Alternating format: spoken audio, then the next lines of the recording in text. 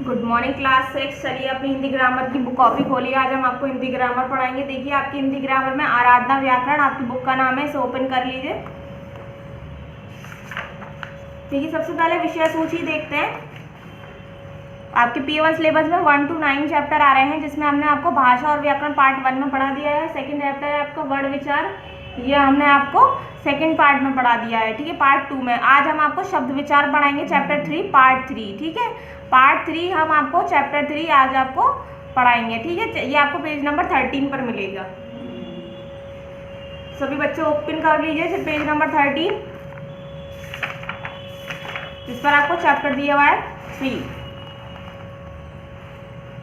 शब्द विचार मोर्फोलॉजी। ठीक है, शब्द विचार बोलते हैं मोर्फोलॉजी को। देखिए मैंने पार्ट शो करा है, सभी बच्चे आप भी कर लीजिए, क्योंकि इससे ये आपको ध्यान रहेगा कि मैम ने कौन से पार्ट में हमें ये चैप्टर समझाया था। ठीक है, चैप्टर 3 आपका पार्ट 3 शब्द विचार मोर्फोलॉजी। शब्द विचार बोलते हैं मोर्फोलॉजी को। आज हम पढ़ेंगे चैप्टर में कि शब्द विचार किसे कहते हैं। देखिए हम जो कुछ बोलते हैं वाक्यों में बोलते हैं, हम कुछ जो भी बोलते हैं किसमें बोलते हैं, वाक्यों में बोलते हैं। वाक्य शब्दों से बनते हैं। वाक्य किससे बनते हैं, शब्दों से। विपुल पढ़ रहा है, विपुल पढ़ रहा है एक वाक्य है, इसमें 4 शब्द हैं। विपुल पढ़ रहा है। इसी तरह अंशु बैठी है, इस वाक्य में 3 शब्द हैं। वाक्यों में से वाक्य शब्दों से और शब्द वर्णों से मिलकर बनते हैं। क्या बोल रहे हैं, ये वाक्य शब्द से बनते हैं और शब्द किससे बनते हैं, वर्णों से। हमारे वर्णमाला कितनी होती है, हिंदी वर्णमाला में हमारे हिंदी में वर्णमाला में 44 आपके अक्षर होते हैं, वर्ण होते हैं, जिसमें आपके 11 स्वर होते हैं। ठीक है, आपके अक्षरों को मिलाकर हम 2 या 2 से ज़्यादा अक्षर को मिलाते हैं जब हमारे शब्द बनते हैं, जिसका कोई अर्थ निकलता है उसको हम शब्द कहते हैं। अब 2 या 2 से ज़्यादा शब्दों को जोड़ेंगे तो हमारा क्या बन जाएगा, वाक्य बन जाएगा। ठीक है, इसी प्रकार से आपको ये दिया हुआ है। फैक्ट्री में खिलौने बनाते समय पहले अलग अलग पुर्जे बनाए जाते हैं। जब फैक्ट्री में खिलौने बनाते हैं तो पुर्जे उसके अलग अलग बनाए जाते हैं। किसी का सर बनाते हैं तो किसी का पैर बनाते हैं। ये नहीं कि एक साथ कोई टेडी बियर बना के आपके पास तैयार रख देगा, ऐसा नहीं है। किसी की आंखें बनती हैं, फिर कान, फिर नाक, ऐसे पैर, इस तरीके से फिर उन्हें जोड़कर खिलौने बनाए जाते हैं। जब उन्हें जोड़ते हैं तब खिलौने वो तैयार होते हैं। जिस प्रकार सही पुर्जे जोड़ने पर ही खिलौना तैयार होता है, उसी प्रकार व्यवस्थित वर्ण समूह से ही शब्द बनते हैं। क्या कह रहे हैं, जिस प्रकार हम सही पुर्जे सही जगह लगाएंगे तो खिलौना तैयार होगा। ये नहीं कि हमने कहीं भी कुछ भी लगा दिया। देखिए टेडी बियर को हमने सही पुर्जे सही जगह लगाए हैं यहाँ पर, तो ये टेडी बियर तैयार हो जाएगा। अगर हमने यहाँ गलत देखी, सर यहाँ ऊपर ही पैर रख दिए, इधर बराबर में उधर हाथ रख दिए, तो क्या हुआ, ये गलत बन जाएगा। ठीक है, उसी प्रकार वैसे वर्ण समूह को ही शब्द कहते हैं जिसका कोई अर्थ भी होता है। ये नहीं कि हमने अक्षर जोड़ दिए और हमारा शब्द नहीं बना, तैयार ही नहीं हुआ। जब 2 या 2 से ज़्यादा अक्षर को जोड़ते हैं और उसका कोई अर्थ निकलता है तब हम कहेंगे। जैसे फाला फल होता है, हमने 2 अक्षरों को जोड़ दिए, फल बना दिया, उसका कोई अर्थ निकल रहा है कि हाँ वो फल है, हमें पता चल रहा है। अगर हमें लाफल लफ पढ़ेंगे तो वो तो क्या होगा, अक्षर तो जुड़ गए, उसका कोई अर्थ बाहर नहीं आएगा। ठीक है, 2 या 2 से ज़्यादा अक्षर को जोड़कर जब शब्द बनता उसका कोई सार्थक मेल हो, यानी उसका कोई अर्थ निकलता हो, उसे हम शब्द कहेंगे। देखिए निश्चित अर्थ को प्रकट करने वाले वर्ण समूह को शब्द कहते हैं। निश्चित यानी अर्थ बाहर निकलने वाले समूह को ही हम शब्द कहेंगे। शब्द के 4 भेद, शब्दों के भेद 4 आधारों पर किए जाते हैं। शब्द के भेद कितने आधारों पर, 4 आधारों पर। शब्दों का वर्गीकरण क्लासिफिकेशन ऑफ वर्ड अर्थ के आधार पर, व्युत्पत्ति के आधार पर, उत्पत्ति के आधार पर, प्रयोग के आधार पर। अर्थ के आधार पर शब्द के देखिए वर्ड बेस्ड ऑन मीनिंग, सार्थक होते हैं, निर्थक।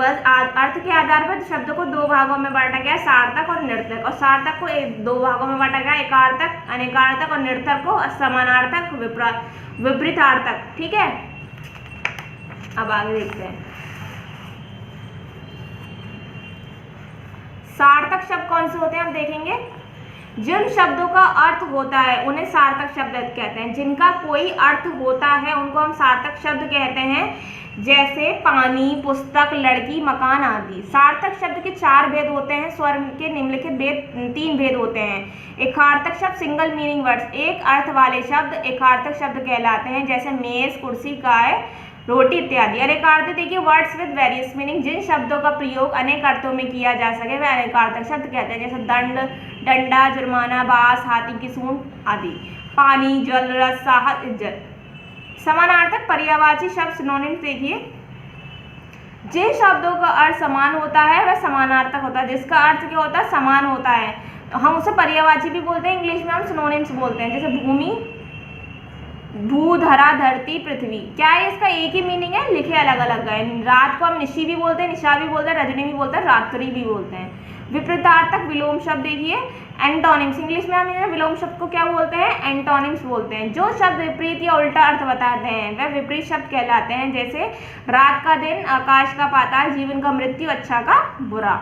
निर्थक शब्द मीनिंगलेस वर्ड, जिसका कोई मीनिंग नहीं होता। जिन शब्दों का कोई अर्थ नहीं होता वह निर्थक शब्द कहलाते हैं। जैसे ओचू, हाँ, उत्तर, वाना आदि। निर्थक शब्द होते हैं जिसका कोई मीनिंग नहीं होता, मीनिंगलेस होते हैं, जैसे ओचू, हाँ, उत्तर, वाना आदि। अब देखिए विशेष, देखिए इसका निर्थक शब्द सार्थक शब्द के साथ जोड़कर कभी कभी अर्थ देने लगते हैं। क्या बोल रहे हैं ये? जब निर्थक शब्द सार्थक, जो निर्थक बोलते हैं जिसका कोई अर्थ नहीं होता है, और सार्थक बोलते हैं जिसका कोई अर्थ होता है, तो क्या है, निर्थक जब शब्द सार्थक शब्द के संग मिलते हैं तो वो भी क्या कहते हैं? अर्थ देने लगते हैं कभी कभी। जैसे काम, वाम, हमने काम क्या है हमारा? सार्थक शब्द है, और निर्थक है हमारा वाम है, क्योंकि इसका कोई मतलब नहीं है, लेकिन हमने इसको इसमें जोड़ दिया निर्थक सार्थक के साथ, तो ये भी अर्थ देने लगता है। जैसे काम, वाम, यहाँ, वहाँ, ठीक है, इस तरीके से। किसी भी तरह का कोई व्यापार, उत्तर, उत्तर, हम कहते हैं कभी कभी हम बोलते हैं कि हमने उत्तर उत्तर लिख दिया है, तो उत्तर उत्तर, ये उत्तर के साथ उत्तर शब्द लगा है। उत्तर से तात्पर्य किसी भी प्रकार का बिना सोचे समझे दिया गया कोई उत्तर। जैसे हम कोई भी गुस्से में होते हैं या अच्छे खुश में होते हैं तो हम लिख देते हैं कि हाँ हमने लिख दिया उत्तर उत्तर। तो व्युत्पत्ति बनावट के आधार पर शब्द के भेद देखिए, वर्ड बेस्ड ऑन कंस्ट्रक्शन। मूल शब्द व्युत्पन्न शब्द होते हैं, व्युत्पन्न शब्द को दो भागों में बांटा गया, यौगिक में और योग रूढ़ में। मूल या रूढ़ शब्द देखिए, रूटीन वर्ड्स, जिन शब्दों के टुकड़े या वर्णों का कोई अर्थ नहीं होता, जो शब्द परंपरा से किसी विशेष अर्थ के लिए चले आ रहे हैं, जिन शब्दों का टुकड़े नहीं करते और नहीं वर्णों का कोई अर्थ निकलता, वर्णों का अर्थ होता है, जो परंपरा से वैसे ही चलते आ रहे हैं, उन्हें हम रूढ़ शब्द कहते हैं। जैसे घर, फल, इनमें घारा, फाला, ना तथा उनका अलग अलग कोई अर्थ नहीं निकलता। उत्पन्न ओरिजिनल वर्ड्स, यौगिक और योग रूढ़। यौगिक शब्द देखिए, कंबाइंड वर्ड, ये वो शब्द हैं जिसका मूल शब्द में अन्य शब्द या शब्दार्थ, उपसर्ग और मधुरता शब्द तत्पर है।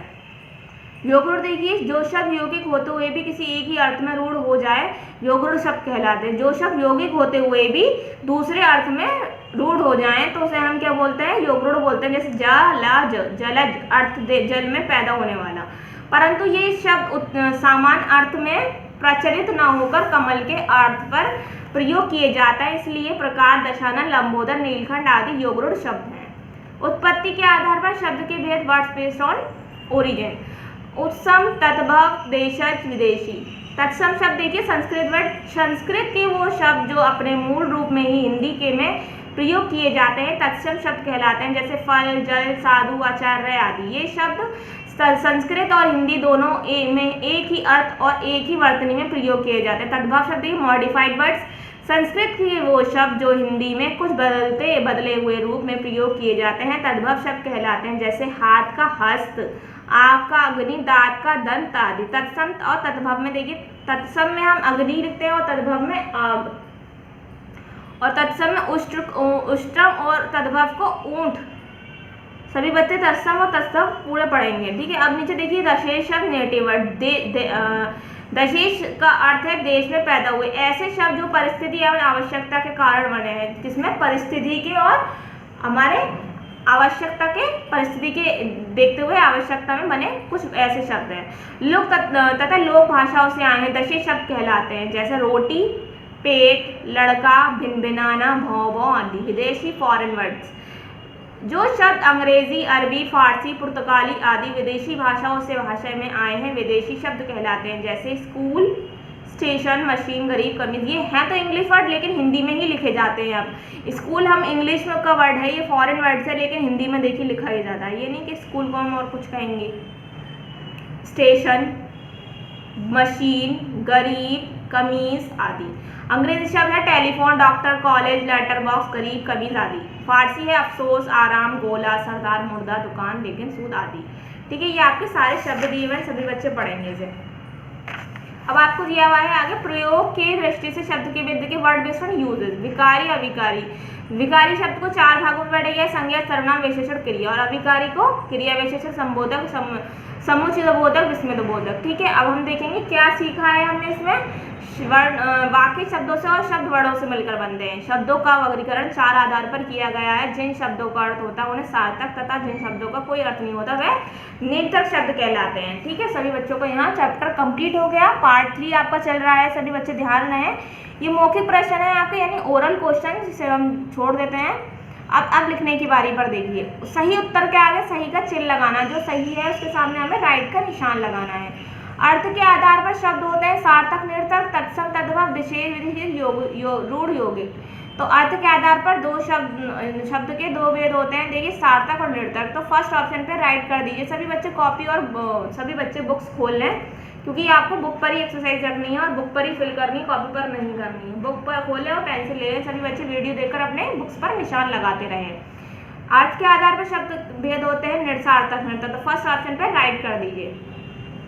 ठीक है, अब खाए हमारा हिंदी में प्रयोग किए जाने वाले संस्कृत भाषा के शब्द कहलाते हैं तद्भव, तत्सम, सार्थक, सर्वनाम। हमारे हिंदी में प्रयोग किए जाने वाले संस्कृत भाषा के शब्द कहलाते हैं हमारे तत्सम। तो तत्सम पे आप राइट कर दीजिए। सेकंड ऑप्शन पे ही आपको राइट करना है। तो मैं यहाँ देखिए मैं बता देती हूँ, इस ऑप्शन पे आपको राइट करना है। अब दिए गए नीचे निम्नलिखित शब्दों के सामने रूढ़, योगरूढ़ और यौगिक अलग अलग करके लिखना। हमें रूढ़, योगरूढ़ और यौगिक अलग अलग करके लिखना। फल आपका रूढ़ है, सभी बच्चे इसे फिल कर लीजिए। यहाँ आपका रूढ़ आएगा, यहाँ आप लिखेंगे रूढ़।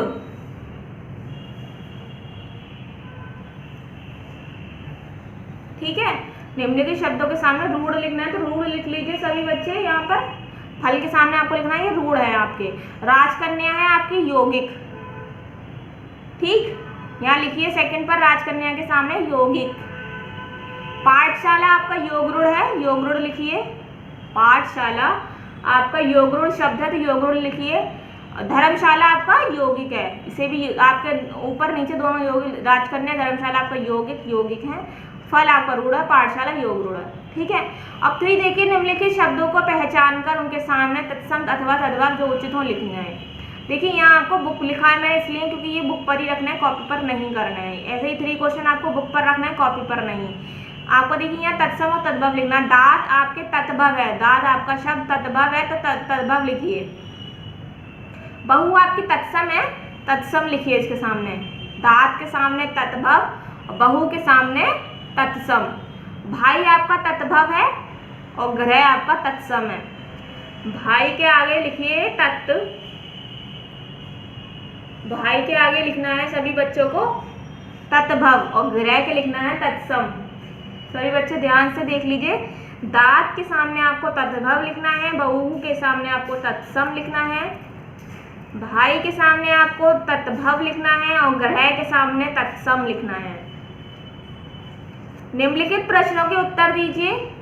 सभी एक्सरसाइज आपको बुक पर ही रखनी है। अपने राइट रॉन्ग भी, रूढ़, योगरूढ़ ये भी आपको बुक पर ही रखने हैं और तत्सम, तद्भव ये भी आपको बुक पर ही रखने हैं। निम्नलिखित प्रश्नों के उत्तर दीजिए। ये कॉपी लिखा हुआ है तो इसका मतलब आपको कॉपी पर करना है, तो सभी बच्चे अपनी हिंदी ग्रामर की कॉपी निकाल लें। ठीक है, ये आपकी हिंदी ग्रामर की कॉपी है,